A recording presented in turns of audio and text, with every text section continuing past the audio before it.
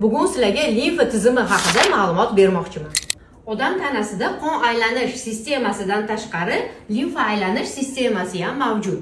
Qon aylanish sistemamizda toza buloq suvidek, sharshara suvidek toza suv aylanadigan bo'lsa, limfada kir qayta ishlab chiqarilgan, nima deydi, botqoqliga o'xshagan kir suv aylanadi.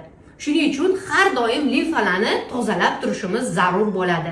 Imенно limfadagi kir suvlarning ichida rak kasalligining metastazlari ham rivojlanadi. Hamma toksinlar, mikroblar, shamollashlardan keyin yo'qolib ketgan balg'amli ajratmalar ham hammasi shu limfaning ichida harakatda bo'ladi.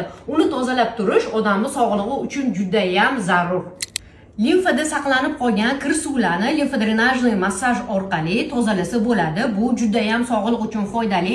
Shuning uchun juda ham ko'pchilik operatsiya bo'lganlarni vrachlari bizga yuborishadi. Limfodrenajniy massaj qilib berishimiz uchun, tezroq восстановление bo'lishi uchun, ya'ni organizm tiklanishi uchun, ham limfadagi kir suvlar, yiringli suvlardan tezroq xalos bo'lishi uchun.